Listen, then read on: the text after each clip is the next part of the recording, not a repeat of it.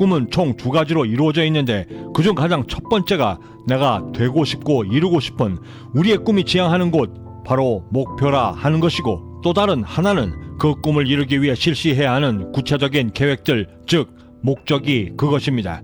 경제적 자유 얻기, 100만 유튜버 되기, 60세엔 넓은 정원이 딸린 집 짓고 살기, 세계 일주하기. 이 모든 것들은 꿈의 구성 요소들 중 목표에 해당되는 것들이고 우리의 꿈이 지향하는 표적이 됩니다. 그리고 경제적 자유를 얻기 위해 월 1,000만 원씩 벌기, 60세에 전원생활로 은퇴하기 위해 지금부터 농사 짓고 집 짓는 법 익히기.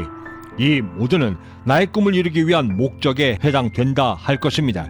그렇다면 우리는 이 두 가지의 꿈의 요소를 어떻게 활용해야 성공에 이를 수 있는 것일까?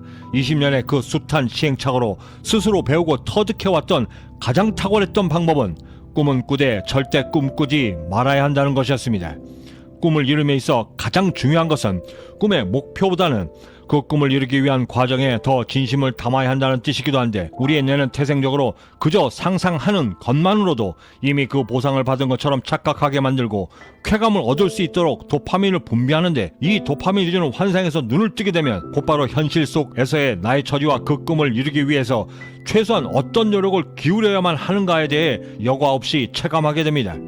그러면서 순식간에 드는 나약한 인간의 본성들, 당연히 기울여야 할 노력을 뒤로 하고 가장 간편한 길, 빠른 길을 우선 찾기 위해 골몰하기 시작합니다. 그런 이유로 복권을 사는 것이고, 그런 이유로 아무런 준비와 공부도 없이 불나방처럼 주식과 부동산 그리고 비트코인에 달려들어 스스로의 자멸을 초래하게 되는 것입니다. 이는 사업에도 그대로 적용되는데, 최근에 본 사례들 중에서 결코 적지 않은 돈을 들여 다운타운 중심가에 위치한 기존의 그루밍 사업체를 사들이고 직원들을 부리며 사업을 하고 있음에도 불구하고 정작 사장인 본인은 그루밍에 대한 그 어떤 기술도 없이 영업을 하고 있었고, 그런 그녀의 꿈 역시도 빠른 시간 내에 사업을 일으켜 프랜차이즈를 만들어 사업체를 팔아 은퇴하는 것이 꿈이라 했습니다. 그 자리에서 저는 그녀가 굳이 말하지 않아도 자신이 그루밍을 하지 못해 직원들에게 끌려다니고 있고, 이로 인해 발생되는 생각보다 높지 않은 이익과 이로 인한 피로감으로 하루속히 이 사업체의 굴레에서 벗어나고 싶다라는 생각을 그녀의 지친 눈빛 속에서 어렵지 않게 읽어낼 수 있었고, 그녀의 머지않은 장래가 그리도 쉽게 짐작되었습니다. 이들 모두는 꿈은 꾸지만 오로지 꿈만을 쫓은 가장 대표적인 사례라 할 것입니다. 19살의 손정희는 책상에 앉아 자신의 인생 50년 계획을 이렇게 세웠습니다. 20대에는 내 이름을 날리고 30대가 되어서는 최소한 1,000억엔의 사업 자금을 마련할 것이며, 40대가 되어서는 사업에 승부를 걸어 50대가 되었을 때는 연 매출 1조엔의 사업체로 만들어 60대가 되었을 때 다음 세대를 위해 나의 사업을 물려줄 것이다. 19살의 손정희는 자신의 이 꿈을 위해 미국 고등학교 3년 과정의 모든 교과서를 단 6개월 만에 독파하며 자신의 꿈의 첫걸음을 내딛었습니다. 청년 손정희는 보통 사람들처럼 꿈은 꾸었지만 보통 사람들처럼 꿈만을 쫓지 않았습니다. 꿈을 위해 구체적인 계획을 세웠고, 이를 위해 그 누구도 감히 감당치 못할 무서운 집중력으로 자신의 임계점을 넘는 노력들과 함께 그 모든 것들을 이뤄내었습니다. 꿈이 없는 백성은 망한다. 2000년 전에 쓰여진 이 말이 지금을 살아가는 우리의 마음에까지 날아와 그토록 무겁게 자리 잡을 수 있는 이유는 우리 삶에서 꿈이 차지하는 진중함 때문이고, 또한 누구나가 꿈은 꾸지만 누구나가 다 그 꿈을 이루지 못하는 것 역시도 2000년의 세월을 관통하여 현재에 이르는 움직일 수 없는 사실입니다. 그럼 어떻게 해야 우리가 꿈을 이룬 그 극소수의 사람들처럼 꿈을 현실로 만들 수 있을까? 도대체 어떻게 해야 꿈을 이룰 수 있는 방법을 내 부자 기질로 만들어 현실화 시킬 수 있는 것일까? 오늘 이 시간 우리가 주목해야 할 질문들입니다. 이 질문의 답을 찾기 위해 우리가 가장 먼저 해야 할 일은 꿈이 무엇으로 이루어졌고 어떻게 구성되어져 있는가를 먼저 파악하는 것이 중요합니다. 꿈을 이루어 나간다는 것은 이미 완성된 성공의 존재가 된다는 것이 아니라 성공의 과정을 통해 겪게 되는 그 수많은 역경과 굴곡의 과정을 통해 지금의 나를 성공한 사람으로 완성해 나가는 과정임을 저는 그동안의 경제적 자유의 꿈을 이뤄가며 충분히 배울 수 있었습니다.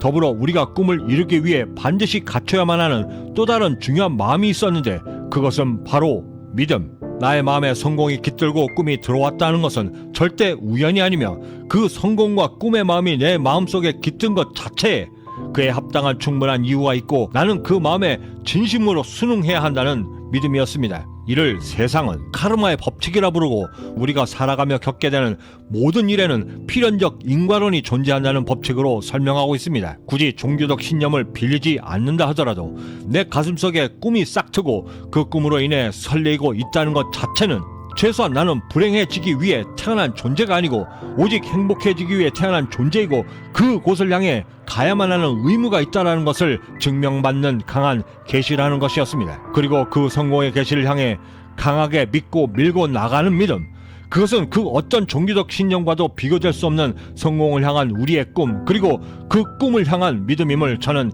20년이 넘는 경제적자의 꿈을 이뤄가며 스스로 증명해 왔습니다. 그리고 그 증명을 위해 새벽에 눈을 떠 그리고 잠들기 전 했던 분명하고도 두려웠던 질문 하나, 나는 어떤 삶을 원하고 어떤 모습으로 살아낼 것인가? 이 반복되는 질문을 통해 우리는 더욱더 견고해지고 단단해지는 하루를 이끌고 만들 수 있게 되고 이제는 더 이상 꿈만을 쫓는 보통 사람이 아님을 스스로 증명할 수 있게 되는 것입니다. 저는 항상 꿈에 대해 생각하고 이뤄가며 본능적으로 생각하는 생각 습관이 하나 있습니다. 어제와 똑같이 오늘을 살게 되면 나는 이제껏 이루었던 만큼만 얻게 된다. 이를 극복하기 위해 저는 또다시 오늘도 꿈을 꾸며 하루를 시작하고 그 꿈을 이루기 위해 그 어떠한 노력도 감히 감당하려 노력하고 있습니다. 성공의 하루를 시작하는 이 아침에 나는 어떤 삶을 살 것인가에 대한 평생의 질문에 답을 찾고 내 꿈을 이뤄가기 위해 나는 어떤 노력을 감행하고 감내할 것인가에 대한 깊은 고찰에 마침내 도달할 수 있는 오늘이 될 것이라 저는 자신합니다. 내일은 부자 기질 6번째, 나의 삶을 업그레이드 시켜 성공에 이룰 수 있는 부자 기질 5가지 쌍기역 중 3번째 끼에 대해 함께 고민해 보도록 하겠습니다. 구독과 좋아요 그리고 알림 설정은 남들과 다른 성공적 하루를 만들기 위해 성공 영감을 놓치지 않고 받아보실 수 있고 성공에 한 걸음 더 다가서실 수 있는 동기부여가 될 것이라 감히 자신합니다. 마지막으로 송찬호님의 고래의 꿈의 시를 나름의 해석으로 각색하여 소개해드리며 마칠까 합니다. 저는 여기서 먼저 인사드려야 할 것 같습니다. 그 어디에 계시든 성공에 한 걸음 더 다가서시는 하루가 되시길 진심으로 바라고 저는 내일 아침에도 따뜻한 커피 한 잔과 성공 영감을 들고 다시 찾아뵙겠습니다. 지금까지 경제적 자유민이었습니다. 감사합니다. 나는 늘 고래의 꿈을 꾼다. 누군가는 이런 말을 한다. 고래는 이미 사라진 지 오래라고. 그런 거대한 꿈은 이미 존재하지도 않는다고. 하지만 나는 바다의 목로에 앉아 여전히 고래 이야기를 한다. 누구나 그러하듯 내게도 오랜 꿈이 있다. 하얗게 물을 뿜어올리는 화분 하나 등에 얹고 어린 고래로 돌아가는 꿈.